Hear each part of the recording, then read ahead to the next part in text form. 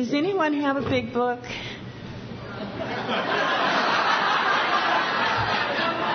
Oh, guess what? Oh, we've got one. I don't leave home without it. Hi, I'm Norma Jean. I'm a recovering alcoholic. And I'm just grateful to be here tonight. And, what a great group.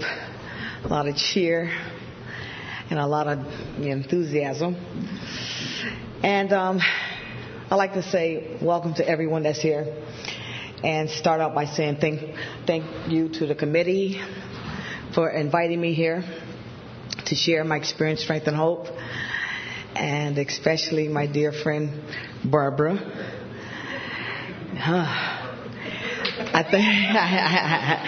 Barbara, 3 years ago, we were coming from Sacramento. I had to speak up. I spoke up there, and I was coming back down in the motorhome with my husband. And we just happened to look in the grapevine or somewhere. We happened to find out there was a convention going on. And so Barbara, she was new. She was like, how many, 6 months, something like that, 9 months. So she said to me, she said, I'm going to follow you around all weekend.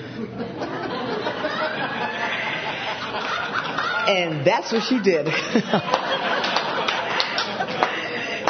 And she said, if ever I get on one of those committees, I'm going to have you come and speak here at our conference. And when she called me up about how many months ago and asked me to come to speak and, to share, I said, girlfriend, I thought you were just overzealous. And, I'm just so grateful. And this woman, because had some few changes in my life this past year.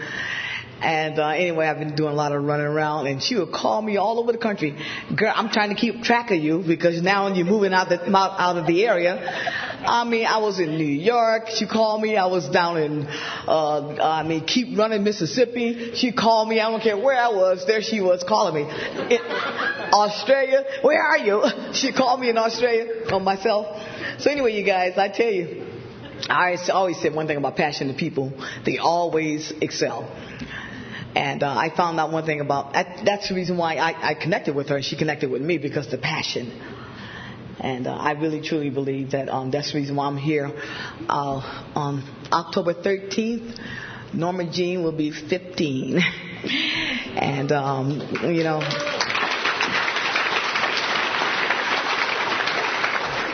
always say give God a hand. There's no way in the world I could have done it by myself, that's for sure. Give God a hand. And Patricia's been knowing me for a long time too, so it's just so great to stand here and to be a part of instead of being apart from.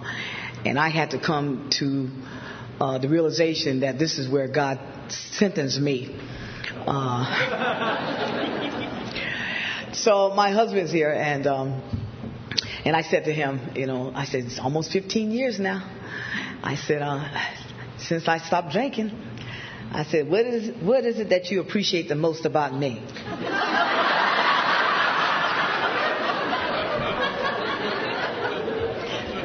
I said, is it my natural beauty? Is it my vivacious personality? Or is it my ravishing body? He said, baby, what I appreciate the most about you is your unlimited imagination.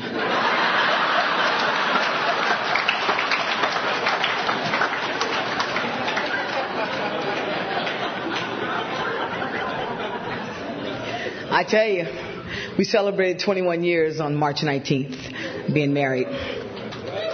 And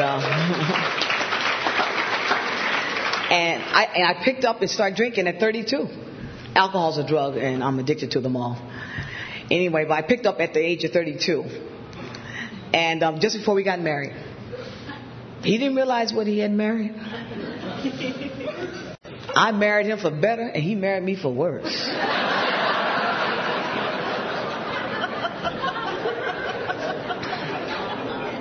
It was only 7 years. It was only, thank God, I thank him every day.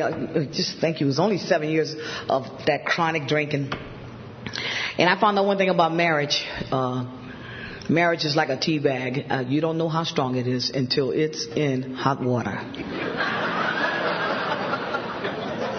Hello. And he's a little older than I am, so I found out one thing. There's 3 stages of marriage: lust, rust, and dust.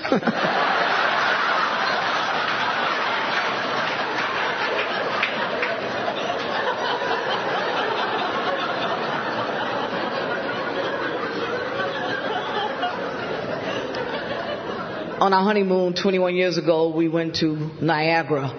On March 19th, we had to go to Viagra.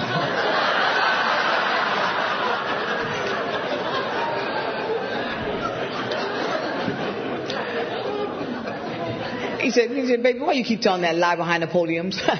Anyway, but I'm so grateful to be here to share that. I tell you. We've just been doing the deal, just doing the freedom walk.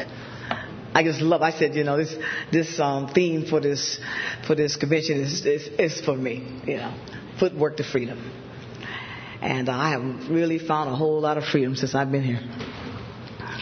So I have 15 years of recovery, and not one year repeated over 15 times, because I wanted to live. When God struck me sober. And I had this spiritual experience, and I knew then I was given a second chance at life. So I come from a family of 3 siblings, and I was born in Daytona Beach, Florida, and my mother and father migrated to Connecticut when I was 2 months. And at 5 years old, my father became a minister. So if I sound like I'm preaching, understand me. I mean, and think about it, I don't really preach. I just share my experience. But I've heard them call me the AA preacher. I said, please don't spare me that one. So anyway, my father, I guess I was the only one in the household that didn't like church. No offense when I share this, and I'm sharing my experience, strength, and hope. And I was the outcast. I was the troublemaker. I was the heathen. I was the preacher's daughter. I was the white sheep in the family.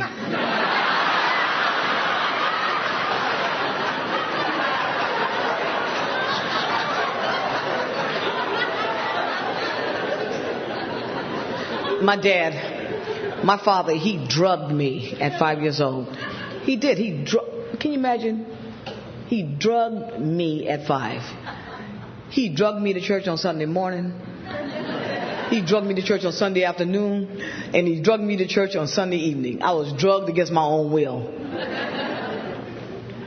My father said to me, he said, I still can't believe you don't like going to church. I said, Dad, but, AA in the fellowship, that's my church. I said, 12-step movement is the most powerful experience of God's dispensation of spirituality, because we get our own personal understanding. He said, still, you should go to church. I said, well, what can I say, Dad? I do go to church. And I would not be the woman I am today if I had not came to A&A. A mother walked in the room. She said, son, I want you to get up and go to church this morning. And the son said, Mother, I don't like that church. Those church folks don't like me. And I don't like those church folks. She said, son, I'm going to give you 3 reasons why you should go to church. 1, I'm your mother, and I ask you to go. 2, it's Easter Sunday morning. 3, you're the pastor, and you must go.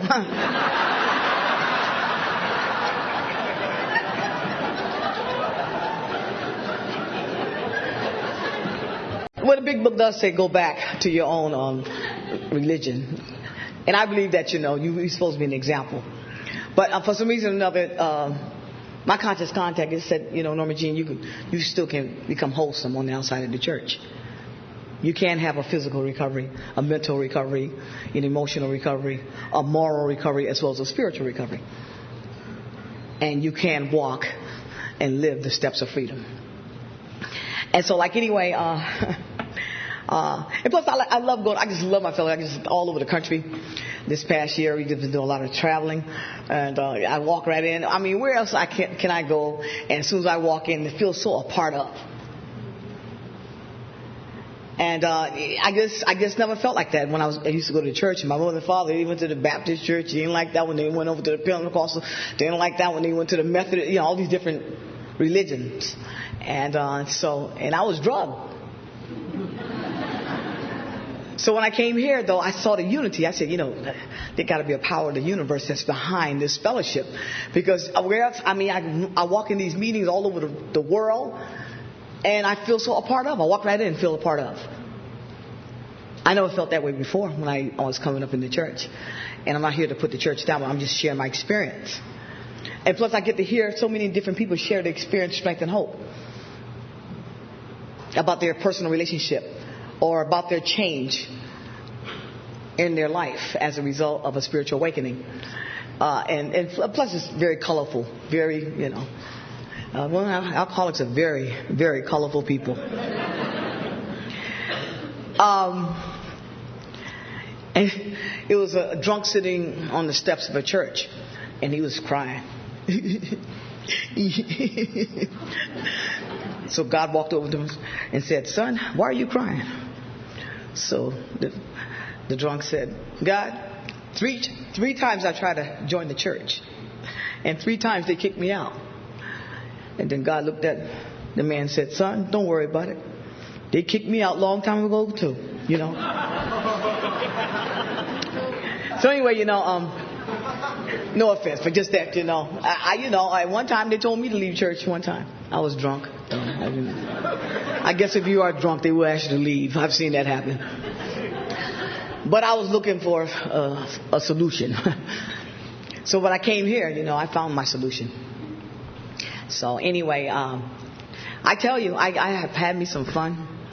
I tell people that's been around for a while, I say, you're not having fun. How long you been sober? I said, well, girlfriend, you a suspect. What you mean I'm a suspect? Well, I suspect that you're going back out. Sooner or later. You ain't having fun. You're supposed to have fun. I believe that life is, you know, it's not a vale of tears. And so I'm grateful that I picked up. I have no regrets. The first thing my father said to me 2 weeks ago when I was in Connecticut, he said, do you have any regrets? I said, Dad, the greatest enemy is not death. The greatest enemy is regrets. I have no regrets about my life that I have lived.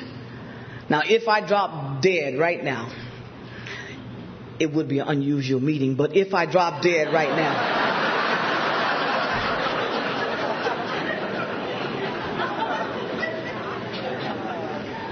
what's going to be written on my epitaph is already written in my last will and testament. What will be written on the epitaph is that Norma Jean, she lived, she loved, she laughed, and she left. Hello and a goodbye, no regrets. None. All because of the fact is I drank. And I crossed over that invisible line of addiction and affliction of the body and the mind and the spirit. This is a threefold disease. And I'm so grateful that I caught that. I don't believe that this program is bought. It is not taught. I believe that this program is caught. And I caught that there's 3 people that's inside of us. And the big book addresses that too. Once the spirituality, you know, in other words, has been overcome. And that's 1, 2, and 3. And then the mental was straightened out. That's 4, 5, 6, and 7. And then the physical. And that's 8, 9. And that's divine order. So I had to, you know, realize that spirit man was squashed way before I picked up and started drinking at 32. And so all alcohol did was intensify and magnify and amplify all my character defects. And it pushed my instincts into overdrive, sex, social insecurity. to my character defect. When I walked in these rooms, I was a defect with a whole lot of character.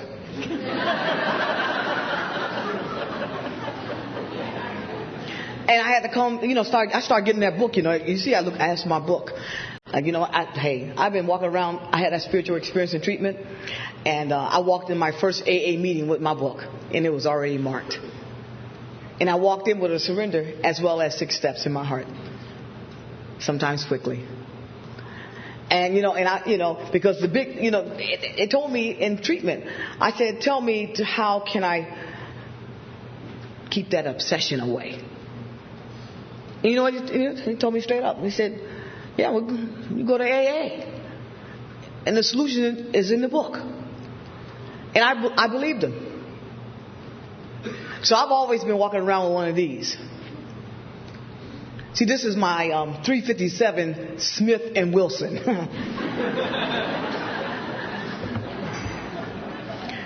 I always tell a newcomer, I say, if you ever want to isolate in the rooms of AA, just walk around with one of these.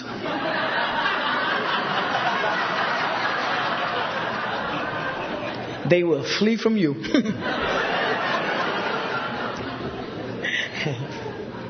Thanks. And I found out something else too. AA is the Bible in drag, and I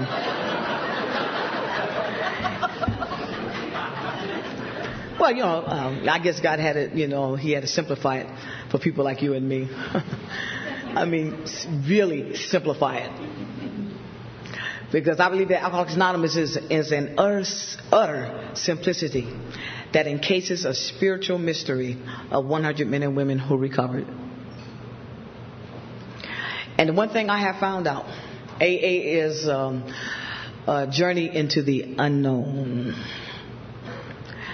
And simplicity knows all about confusion, but confusion knows nothing about, simplicity.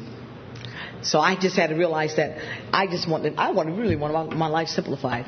And but I had to start living the steps to find a simple way to live life with joy, peace, happiness, and fulfillment. So my husband, for 7 years, one day at a time, I just totally went off into that abyss of hopelessness and uselessness and worthlessness. And my existence was based on nothing but regret, remorse, ruin, and riotous living. And now this is a disease of denial. I mean, this is the only disease that would tell you that you don't have it. This is a disease that will tell you that you look good.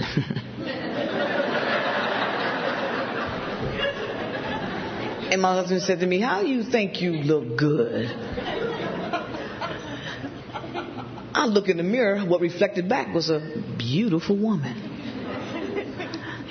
That's why we have a spiritual solution here to a spiritual problem. This is the disease of deception. And I said, oh, baby, I look good. He said, no, you don't. He said, you're 90 pounds and you look like buckwheat going astray, okay?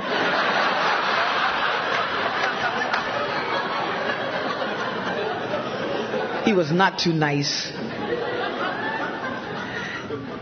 And I just couldn't believe it, how alcohol, what it did to me.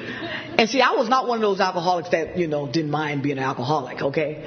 I was embarrassed. And my daughter would just question me and just, Mom, what's wrong with you? And it was embarrassing. I said, and I would tell her straight up. I said, something, your mom is sick, okay?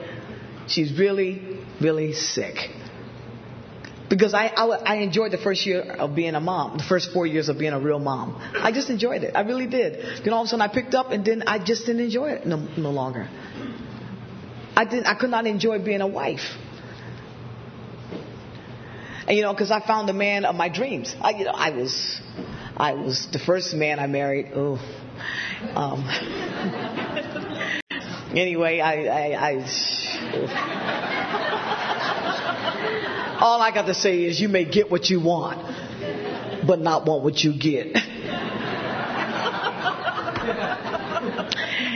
All I had to have, he was a fine, good looking, that first man, fine, good looking, tall, handsome, drop dead, gorgeous, Kunta Kinte. I had to have him. And then I married him. And then after I married, 3 months after I married, I had a big wedding in Connecticut. That's when they used to have those big weddings, 24 and a bridal party. Yeah, honey, I had to train from here to that mirror. And I was stepping that day with my hat on. And then 3 months after I married him, I got a moment of clarity. I said, it's time for a divorce.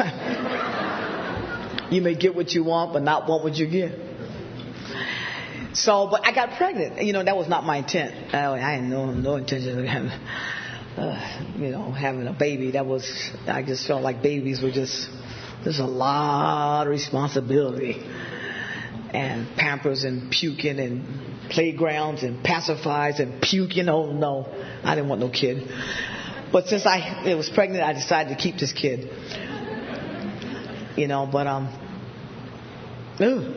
And then I got over that hump where I had to be a mom, but I didn't want him. He had to go. And so what I did, I waited until I had the kid. And then, let me tell you something. I was focused then. So I went to Orange County. Now, this is before drinking, before I crossed over that invisible line. I had a drink or two a year during this time, at this point in my life. I smoked a little marijuana, but that was just not my thing, okay? It was like something, a Christmas celebration or whatever. Christmas celebration, jeez. So anyway, so after this kid was born, I did? I decided, I made a mistake this first time with Kunta. So, what I'm going to do now, I'm going to find me the kind of man my mama told me to marry when I was like this. And the kind of man she told me to marry, what kind of man she told me? The ideal husband. She said, whenever you get married, she said, you make sure you find you a country boy. And you make sure he's from the South. And you make sure that he has some military background. And last but not least, you make sure that he loves his mama. She said, that's the essence of a real man. So, I made a big old mistake because Kunta, he was not from the South. He didn't have no military background. And he didn't talk about his mama.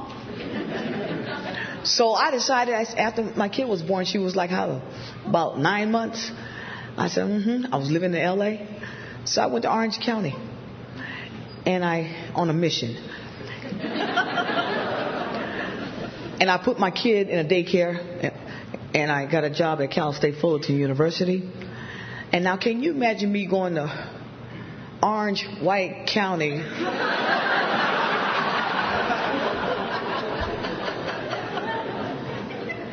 Looking for a country man. Military background. And love his mama.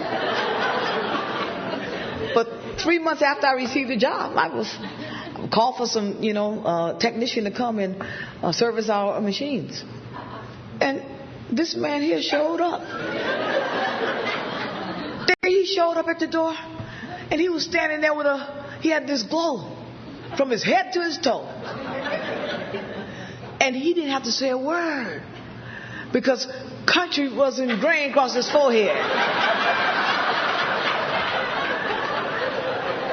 I said to myself, that's a real bubble.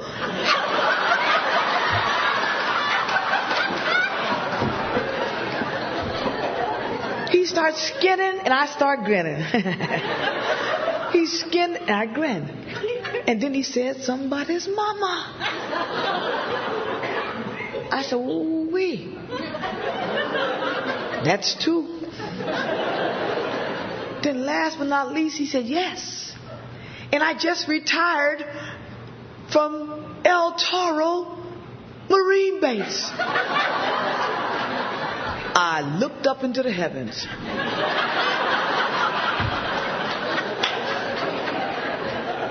I said, oh, wait. Look what you have sent me. Shortly thereafter, through a series of events,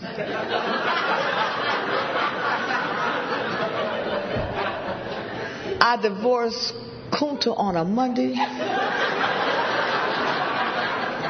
and I remarried Bubba that following Saturday.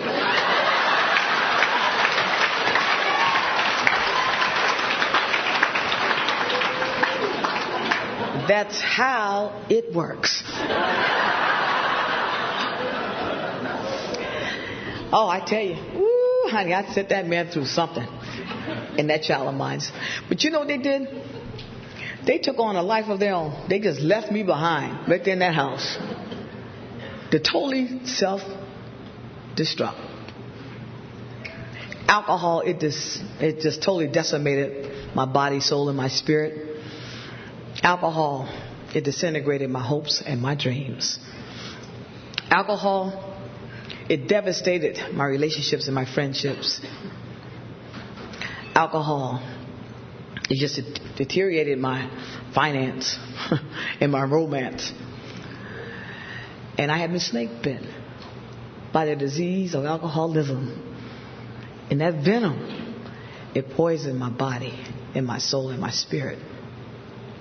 So when I got to the third treatment this time, I dragged up in that treatment center. I was ready this time. I had a spiritual thirst that I could not quench. I had a spiritual hunger that I could not feed. I had this spiritual disease that I could not heal. And I did, as soon as I got a treatment, I was lit up like a Christmas tree. And they took one look at me, the administration and the nurses and doctors, and they ran to the med cabinet and they came out with Valium. They told me to take some Valiums, and I said, no, I'm not going to take your Valium. And they said, why not? I said, I come here to get off Valium. I come here to get off an alcohol. And I come here to get off of cocaine. I know I'm not going to take it this time. So they went and got in the huddle and they said, you know something? They came back and told me, you're nothing but a troublemaker.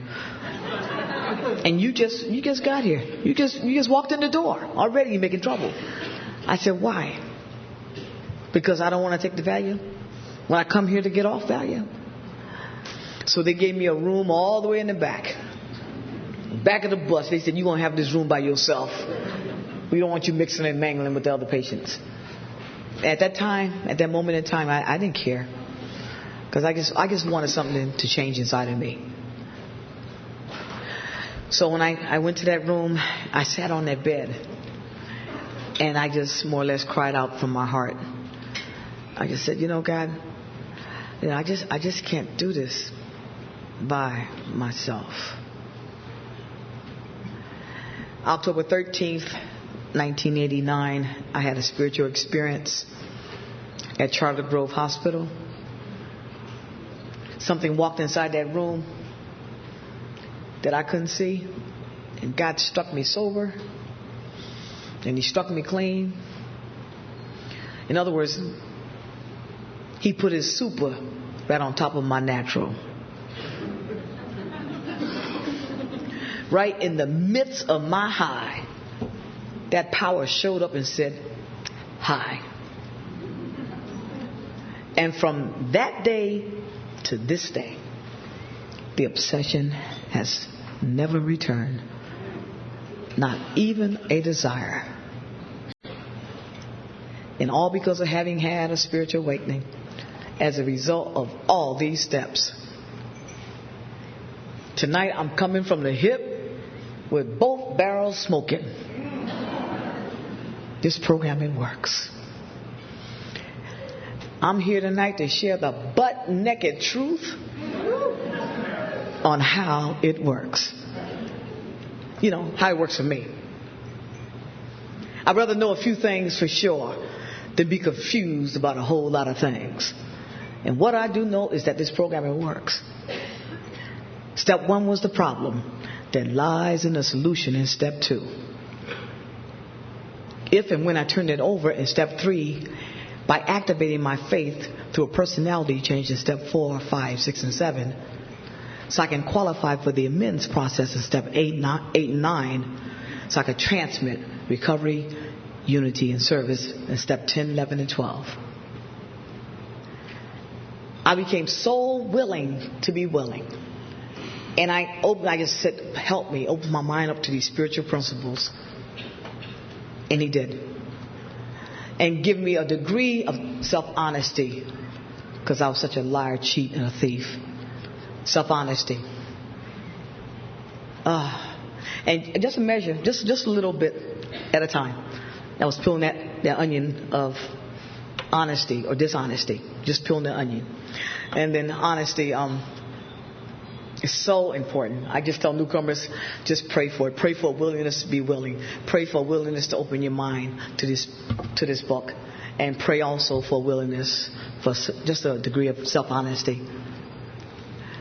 Because self-honesty, it perpetrates self-esteem and self-worth and integrity and dignity. And, the disease, it perpetrates denial,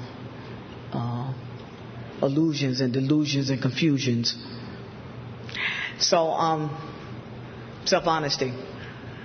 A country boy he pushed this outhouse down the hill. And the outhouse is spread all over the place.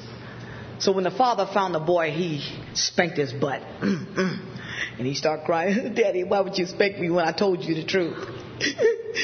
He said George Washington's father did not spank him when he told him the truth about chopping down the cherry tree.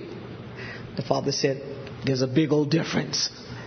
And the boy said, well, what's the difference? The father said, George Washington's father was not in the cherry tree when he chopped it down. Get over here.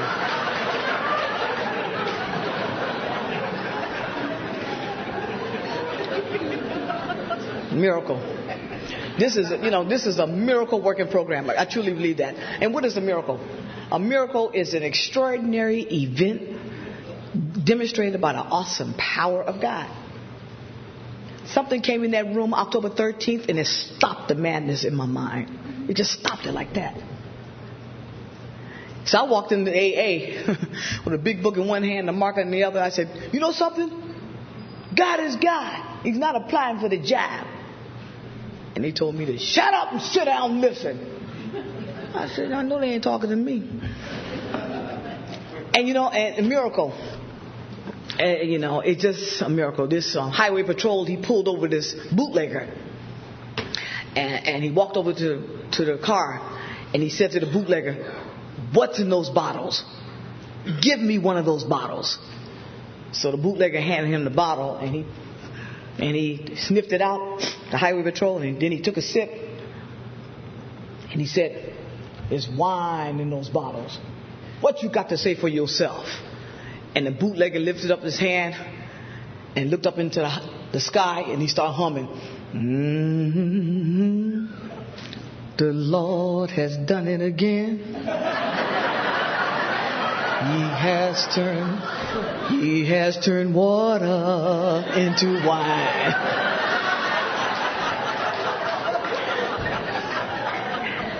And I'm here to share tonight that this God, of my understanding, what he's done it again. He took a sick, sad, and sorry person and turned me into a happy, joyous, and free person. I'm truly happy. I tell people I'm the happiest person I know. Happiness is not getting what I want. Happiness is wanting what I have. Happiness is working as if I don't need the money. Happiness is loving as if I've never been hurt. And happiness is dancing as if no one is looking. And joy. Joy is the greatest expression of power. It's a mixture of life and love. I'm just only sharing my experience. And freedom. Freedom. I love that word. I couldn't wait to get here to share on freedom. Because freedom is not a tangible condition. Freedom is a state of mind. Freedom is not doing what I want to do. Freedom is doing what I ought to do. I wanted freedom. Freedom from the obsession. And that's the greatest freedom I ever received. And the second greatest freedom is when I stopped making excuses for my life. I stopped making excuses. I stopped justifying. Because I found out making excuses, for me, it was a character defects, justification. And excuses is the graveyard for opportunity. And I found out for me, justification was just a rationalization, which is a manifestation of manipulation. And I could not believe, I started reading, I got busy. When I came here, I started picking up books because I want to know what took me down at 32 and why would I pick up and start drinking at 32. Why? Somebody said, girl, 32, you start drinking. Girl, you was an old fool.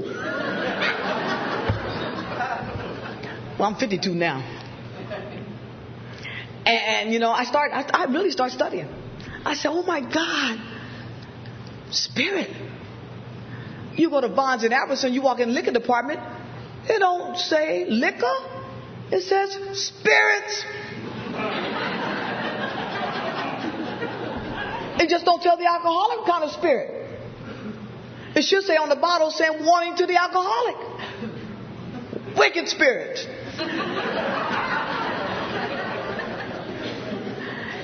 And I found out that's the reason why we got a spiritual solution to a spiritual problem. No human power. Just like I just realized I had to take myself, my body, soul, and my spirit to this power greater than myself by going through the process, so that He could heal my body and my soul and my spirit. When I turned 50 2 years ago, I started complaining. I didn't want to turn 50. And that's not being in reality. I just didn't want to turn 50. It just hit me with a ton of bricks. 50. Then I went to the doctor about a few months ago. And see, when I came to California, 30 years ago from Connecticut, I came here. And that's when I was fine, young, and tender. And I came in fourth place, Miss Connecticut, just before I left. And then I came to California. So I went to the doctor about a month ago. And I got my annual. I said, wow, what a difference. I said, here I got lumps and bumps. Holes and moles. Hemorrhoid, keloid, thyroid, fibroids, paranoid, backache, bunions, bifocals. I just took my glasses off. Bifocals. I said to myself, somebody said, girl, please stop complaining. Old is when your best friend compliments you on your alligator shoes when you're only barefooted. That's what old is.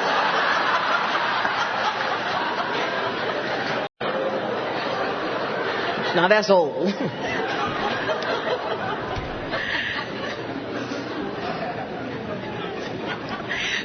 See somebody looking down their feet. So anyway, so I said to myself, and talked to my husband, I said, I was talking to somebody, this lady had 28 years in the program. She had money too. She was my friend. But anyway, she died about 2 years ago. Anyway, but she said, Norma Jean, hey, $10,000, girlfriend, you can get this tummy tuck and, get some, get your, chin taken care of and all that good stuff. And it really sound good. Okay. Because she was talking me into it. $10,000, Norma Jean. Your husband could take care of that. So I went to my husband. I said, baby, it's only $10,000. I get a lipo. And he looked at me. He said, keep coming back.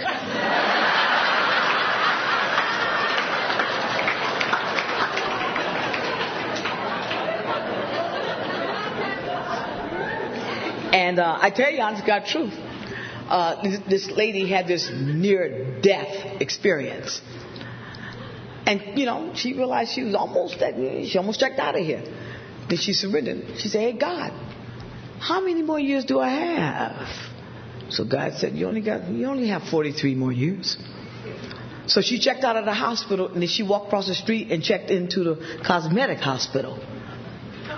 And then she got the liposuction, facelift, tummy tuck, breast implant. She got her hair dyed and weaved. And then she checked out. And she was walking across the street, and she was run over by a beer truck. And she was killed. Then she woke up at the pearly gates. And she said, hey, God, I thought you said I had 43 more years left. And God looked at her and stared at her and said, oh, I'm sorry. I didn't recognize that was you.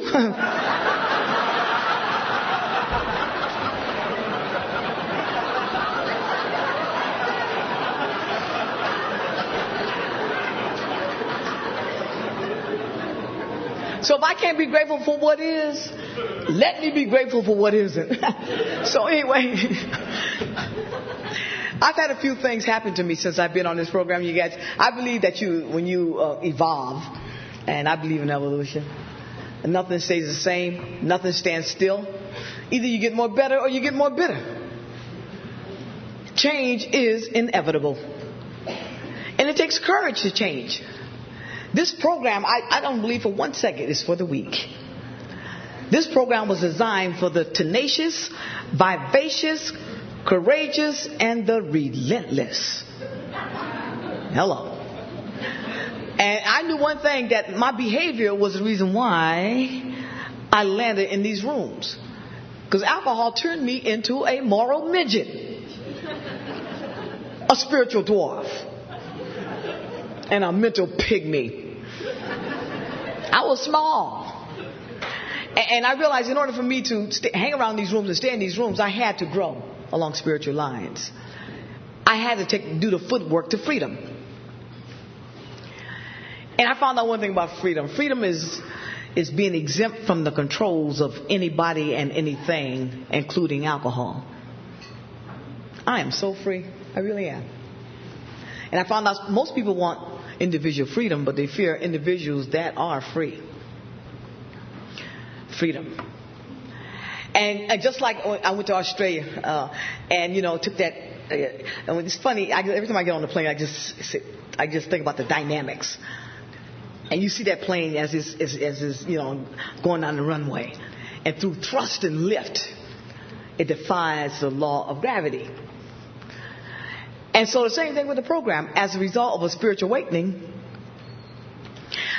through thrust and lift, I entered the world of the spirit, and now I'm able to defy the law of obsessions and compulsions. As long as I keep my relationship right with God. Just like I have never lost my God consciousness when I received it right away. Just like Bill Wilson, when he received his God consciousness, he had a spiritual experience and received a God consciousness, and that's why he got busy and got this program together. I received mine immediately, and I walked out of that treatment center, and boy, I was a different person. But that was only the beginning, because I knew I had to continuously go on with the program in order for me to stay in these rooms and share that I'm happy and I'm joyous and I'm free. And so the character defects, boy, I didn't realize the character defects was what qualified me to operate in that world of cause and effect. And because I was operating out of my mind. The mind is the world of cause and effect. And talking about freedom is not free. Freedom is very, very costly. It will cost you something to be free. And look, all you gotta do is turn on the news, and you see that it will cost you something to be free. But there's another world of freedom. The big book talks about the world of the spirit. And it's when I started living on 12 of these steps and I crossed over into the world of the spirit. It's a total different dimension of reality. And I'm over here walking hand in hand. And long as I stay, like 5 taste, smell, hear, feel, and see, which is nothing but a manifestation of alcoholism, mental illness. So I crossed over all 12 steps into the world of the spirit. And now I'm in this kingdom. And the keys to the kingdom. And I received this vital sixth sense over here. And so, and as a result, and I needed to get out of those fears. And that's the reason why I operated out of my sick mind, because 100 forms of fear, the big book says we have. Not 10 forms, but 100 forms of fear. Because fear is an illusion of separation that takes on a false sense of isolation that exists only in our imagination. And we fear what we don't know, and we fear what we can't control. And I had to come to these rooms to find out that fear was the dark room where negatives are developed. So I asked God to remove and not to improve my character defects. Because I knew that alcohol was the vehicle that got me here. But character defects will be the vehicle that will take me back out. Because the same person will drink.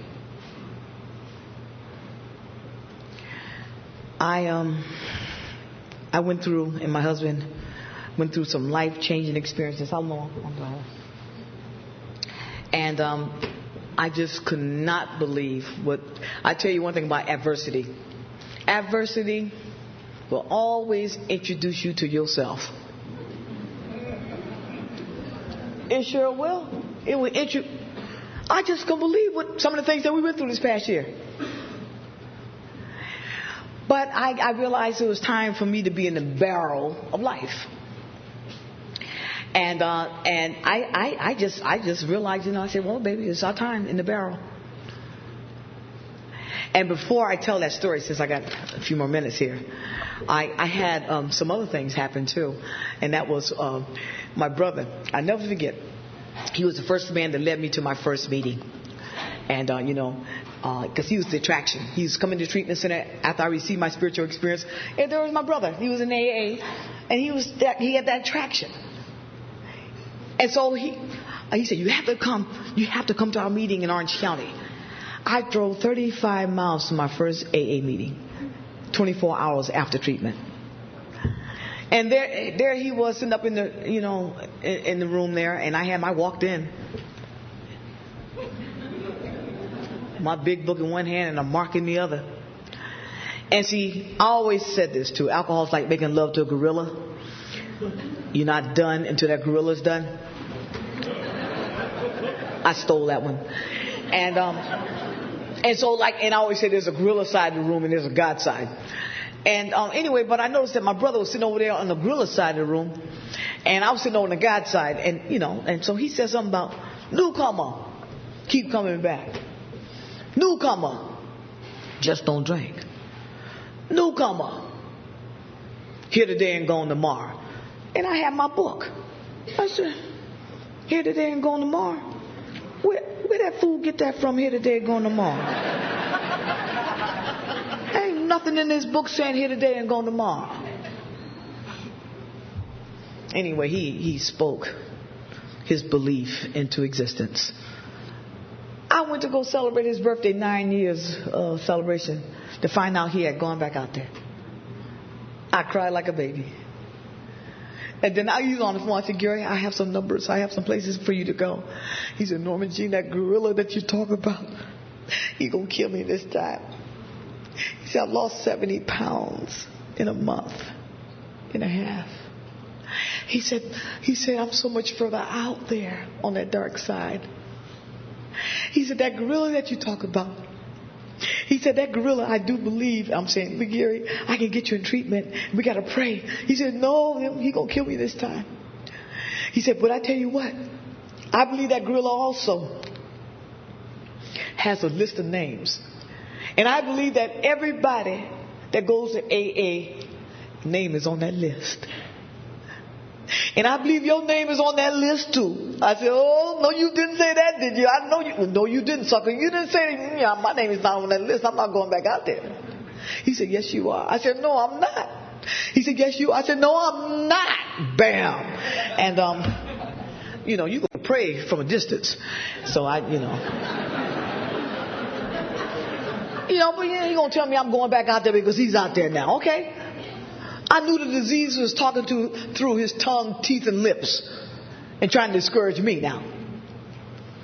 But this is what I had to say to him and countless others. Rarely have we seen a person fail who has thoroughly followed our path. Those who do not recover are people who cannot or will not completely give themselves to this simple program. And usually men and women who are constitutionally incapable of being honest with themselves. Oh, baby brother, he didn't have it. He just didn't have it. So I had got them Al-Anons together. I went to Al-Anon. I said, I got an issue. Please give me a tissue.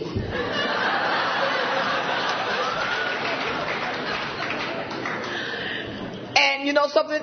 He came, he was able, and my mother, let me tell you something. Oh, honey, and, that program don't work. The program don't work. My baby son's going back out there. That program don't work. I said, Mom, what do you mean it don't work? It just don't work. And she, emotional bookkeeper with all the accounts of all the wrongs that's been done to her son now, okay? I said, Mom, program do work, okay? What about me? What about me? I said, Mom, baby brother just didn't work the steps. And so I didn't want to argue with her. I just said, Mom, let me just tell you something. I said, a song is not a song until you sing it. A bell is not a bell until you ring it. Love is not love until you give it. I tell you, and a program is not a program until you live it. I said, baby brother just didn't work the steps, Mom. So I said, Mom, that's all we have to do is just get together and pray a prayer of faith that he'll come back into the rooms instead of attacking this program, this new dispensation from the power of the universe that's brought into this century for people like me that was not going to the church, Mom, okay? And countless others. So anyway, I had Al-Anons praying. I had the AARs praying. I had a lot of people praying. And so as a result, my brother, he came back into the rooms and he had a glow. You could tell he had a spiritual experience. But, oh man, guess what? He started walking in the rooms with a Bible. I said, Gary, this is not the Grace Baptist Church. This is AA. And anyway, he saw that the fellowship did not receive him and love on him like they did before. So he left and he took off. And it's been about 7 years now since he's been gone. And he's been into the church. And a month ago, I got a call that my brother got shot. And, but he survived. He actually survived. He went to go to the church, a new church in South Central LA. And he asked for some directions. And this guy told him to get out of the car and empty out his pockets. So he gave the guy all the money he had, and then the man said, get on the ground. So he said he was just about to get on the ground, and then he realized this man's going to shoot him. So he started running. And that's when the man just shot him in the back. And I said to myself, because I had a resentment for a while. It took me at least about a year to get rid of the resentment. The fact is that he ran off into the church and started telling the church folks, AA didn't work. And which is the most powerful thing that just ever happened to me and countless others, And so anyway, you guys, I said to myself, I wonder if he had been going to an AA meeting, if he had. Anyway, but your mind just takes off. And so that's why I tell newcomers to sit where you fit. I tell newcomers in a minute, I said, I'd rather be in these rooms by accident than to be out there drinking and using on purpose. I said, newcomer, do not make a doorknob your higher power, because it will turn on you.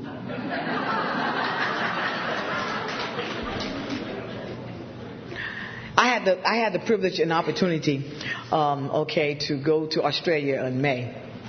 And so when I got over there, they invited me to come speak. And so the chairperson says to me, he said, we want you to speak every day. We have a 4-day convention here. I said to myself, he must be out of his tree. I'm going to speak every day here. I said, don't you have any other speakers around here besides me? He said, listen, Norma Jean, we spent a lot of money for you. And we're going to get our money's worth out of you. Oh, I just couldn't believe it. So I knew then I went one more time. I went to the throne before I called anybody on the telephone. I said, God, I need some help here this weekend. I never, spoke every day. So he gave me the topics. I was able, to stay 45 minutes focused on the topics. If I had not had a spiritual awakening as a result of all these steps, I would not have been able to pull that one off. And every day the rooms got bigger and bigger. They were sitting all in the aisles. Stand up alongside the wall, all out in the hallway. And the word that got out, some big mouth black chick from the U.S. of A.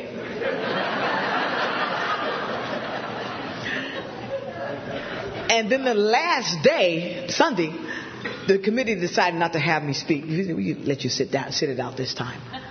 And the fellowship went to the committee and said, no, we want her to share. I said, oh, Lord. All because of having had a spiritual awakening. As a result of all these steps, has infused inside of me a new DNA. A group of principles, spiritual in their nature, that has been practiced as a way of life and has expelled the obsession so that I can live a happy, joyous, and free life and useful one. And I was in Minneapolis. I prayed a prayer and I got there. I said, God pulled it off. I said, I want to go to Minneapolis. And got there. After I got to Minneapolis at the World Convention, here I'm standing before 3,000 people. And as a result of that experience, a year after, the fellowship passed me around 60,000 miles a year after Minneapolis. They passed me around like I was the seventh tradition. And next month, I'm still being passed around as a result of Minneapolis. I'll be headed to Mississippi. Now, I just seen a lady call me, I want you to come to Mississippi and speak. I said to myself, I just saw Mississippi burning. I grabbed my big book. I said, well, God cover me. I'm going in. So anyway, I'm just grateful to say, you guys, well, I just feel the power behind me is so much greater than any problem that's in front of me. This past December, this is one of the biggest experiences where the rubber hit the road of life, when we was in the eye of the storm. My husband had a massive heart attack. So I took him to the hospital that night. I was supposed to come to Northridge to speak that night. And I called the secretary and said, I can't make it. So, and as a result, we ended up in the hospital and they said we'd give him surgery Monday. So Monday, they put it off. They put it off Tuesday, the surgery. He had 5 blocked arteries. Now, he had just taken his annual. And no, they showed not one blocked artery, taking his blood thinners and all that. So he knew who was keeping him alive, okay? So anyway, they put it off Tuesday, they put it off Wednesday, they put it off Thursday. And then Thursday, I walked in the hospital. I said, release my husband. They said, you must be out your mind. They said, he could have another heart attack. I said, well, you ain't doing nothing up in here. They said, well, we don't have any respirators. I said, he has the flu right now. And it's, you're not going to cut on him now. I was born recently, but not late last night. Oh, they just couldn't believe it. Hey, who does she think she is? So I took him home, nursed him back, and then I took him back to the hospital, and they put it off again. And then they put it off again. So meanwhile, we had tickets before the heart attack to go to Florida for a week for the holiday, Christmas. I said, well, baby, you know who's keeping you alive? I said, you want to go? He said, yeah, why not? And that nurse said to me, I can't believe that you're going to put him on a plane. Do you realize that man could croak right there on the plane at that elevation? I said, I know who's keeping my husband alive. It's sure not you. I said, you put him off 5 times already, his surgery. 3.5 weeks. All I have to say is thank God for nitro and thank God for God. So we got on that plane, went to Florida. And my husband caught 80 pounds of fish. And he turned around and he gave it to the poor. And then we came back and they put that surgery off again. And now, and I just couldn't believe it. And meantime, and he was going to work and all that. She said, where is he right now? I said, the nurse. I said, he's working. What do you mean he's working? I said, we still have a life to live. So when they put it off again, and then she had nerve to tell me the surgeon went to Europe for 2 weeks. Now this time, the old Norma Jean from the dark side. Horns came up out my head. A pitchfork formed in my hand. A curly tail grew out my butt. And I looked down, I had a red dress on. I was just about to jump across that nurse's station, and I want to pimp slap that woman, okay? Somebody said, girl, pimp slap, where you get that word from? I said, well, I do watch HBO sometimes. Anyway, so I just couldn't believe it. And I was just about to react. See, the old Norma Jean was back, she was there, but I was praying at the same time, God, please keep her down, keep her down, please. Because I had enough wisdom to know that if I react, the disease will attack, and then God's grace will step back. No grace when you react, because we cease fighting. Anybody, anything. So you know what I did though? I didn't want to use what I want to use now. The old Norma Jean, she wanted to use that card. It's called the race card. But I knew I wasn't going to use that race card. What I used was God's grace card. I'm a player. I know how to play now in God's universe. You know what I said right then and there? I said, Our Father, who art in heaven, hallowed be thy name. You let your kingdom come. You let your will be done. Not the medical administration here. Not our will. You let your will be done. And 2 days later, my husband received his surgery. 1 day ICU. And 5 days in the hospital. 8 days later, he was back at work. He returned to work. Medical miracle. And then, about 3 days after he was home, he get this, I got this moment of clarity. I have a revelation. I said, yeah? Why don't you share it? He said, yeah, well, it's time for me to sell the business. I said, well, ain't that a kick? I've been trying to get you to sell that business for the last 7 years. The next morning I got up, I said, well, I got a revelation. He said, well, what's that? I said, well, it's time to sell the house. Anyway, put that house on the market. They outbidded it.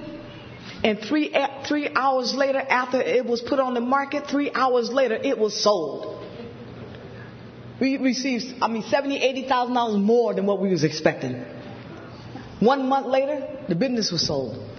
We sold the house, sold the business, sold all the toys, sold the cat, sold the dog, and had a $30,000 garage sale. Oh, y'all told me in all my fairs, so I won't have an affair. I had some nice looking stuff. I was one of those, I had a spending habit, but I had a gambling habit too. Unmanageability kicked my butt 5 years in recovery. But anyway, we sold everything. And then guess what we did? This was 4 months ago. We bought a 43-foot 04 diesel pusher. 3 pop-outs on the side. 2 bathrooms. His and hers. 3 flat screens. 3 recliners. And guess what? It's time to hit the road, Jack. And we won't be back. Oh, we will be back. We're full-time in it now. In the RV world, the world of RVing and as the world of AA. You know, because the fact is, Big Book says, few of us are fortunate enough to do AA full-time. I just happen to fall in that category. And I realized then, and I asked him, I said, you did this because of the heart attack? He said, it had nothing to do with the heart attack. He said, I just got a revelation to sell the business. That was it. He said, it had nothing to do with the heart attack. I said, wow, this is great. So I tell you, men and women, if you ever want to check out the status of a relationship, get your butt in a motorhome.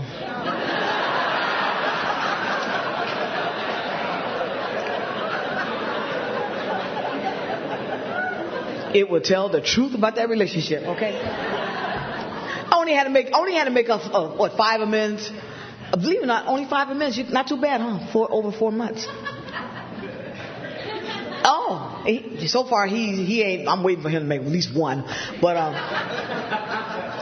there's really no need for him to make it. It's just I'm the alcoholic. You know what I'm saying? And so it's close encounters. And you know, I'm having fun though. Past 2 weeks we put like 11. Already we have 11,000 miles on there. 11,000 miles, almost 10,000 miles. Excuse me, on that motorhome. And but you know, I ain't worried about that. You know, I just know that I've been blessed. Now I'm just able to go just around, and no more taxes, no more electric bill, no more lawn service. I mean, no more Visa. You know, I didn't realize my husband was working hard for Visa.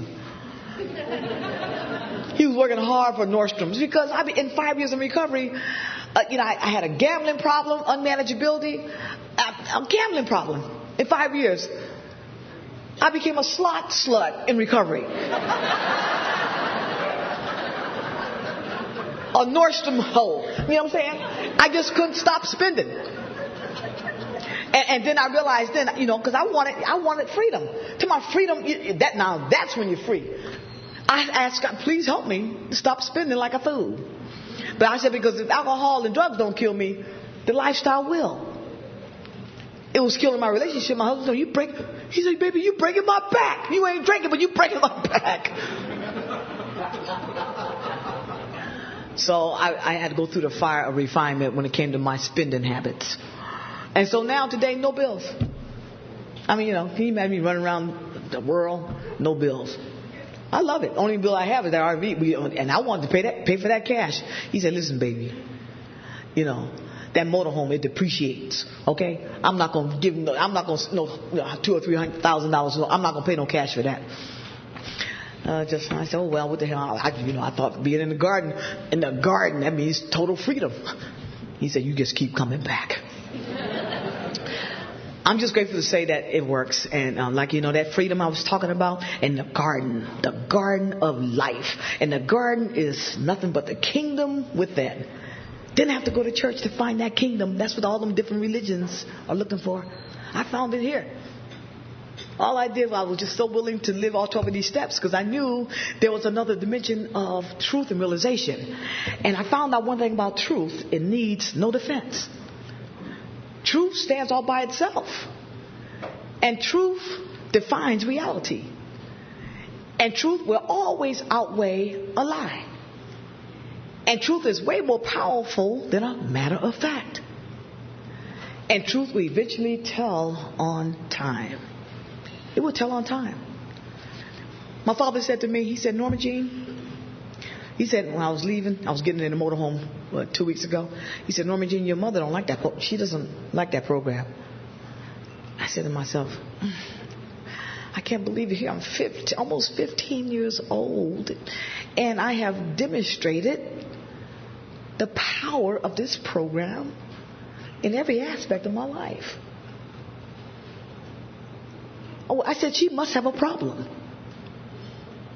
I said, because being a female is by chance, but being a woman is by choice. Spiritual freedom has become my birthright. Now I thought about it. I said, whenever a person becomes healthy and balanced, spiritually as well as emotionally, it does not guarantee acceptance or popularity. That's what I told Barbara. Because such wholesomeness, backed up with ability, can be very, very intimidating to those who do not understand recovery. So if my friends, family, or fellowship resist me, it will not take away the intrinsic nature of how it works. So in other words, if she don't like me, or anyone else don't like me, Jimmy Crack Corn, I don't care. It ain't about being popular. This is not about being popular up in here. It's about growing along spiritual lines.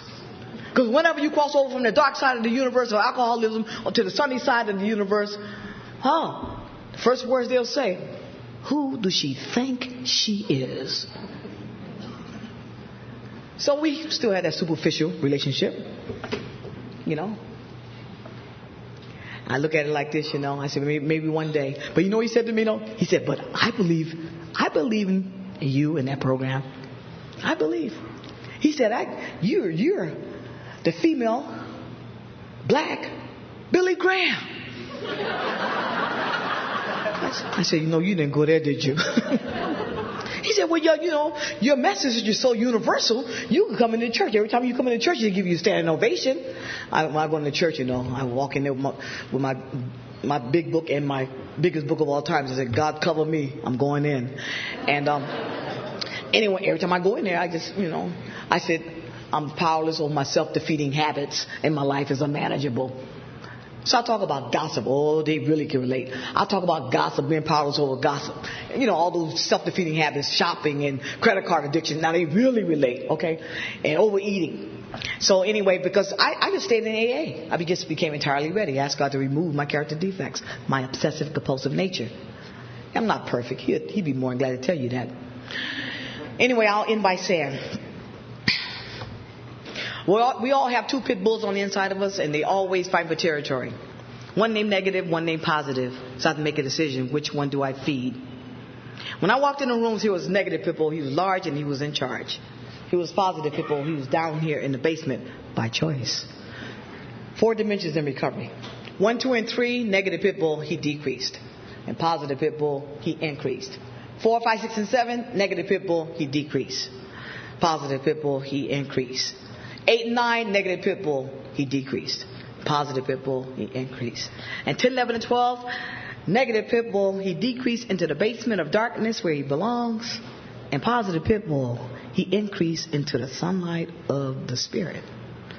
Now today, what I have is power, purpose, promises, provisions, protection, passion, presence, peace, perseverance, persistence, persona, position, possession, potential, practice, prayerful, prosperity, purple, and permanent recovery.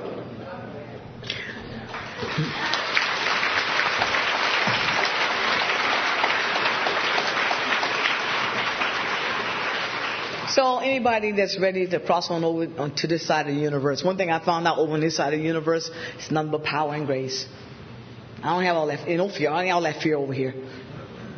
And so if it is to be, it is up to me. If I don't go within, I will go without. If I don't stand for something, I'll fall for anything. I'd rather be wrong doing something than wrong doing nothing. I don't go along so that I can get along. My life is my message, and my message is my life. In the name of Beethoven will open the doors of music. In the name of Einstein will open the doors of science. In the name of the Rockefellers and the DuPonts will open the doors of finance. But in the name of this big book will open the doors of a new freedom and a new happiness. It takes crushed olives to make olive oil. It takes crushed flowers to make sweet, sweet perfume. It takes crushed atoms to make an atom bomb. It takes crushed grapes to make new wine. Don't get no ideas. It took alcohol and drugs and soul sickness to crush me, to make me the person I am. I'm Norma Jean C., and I'm truly happy, joyous, and I am free. Thank you for letting me share.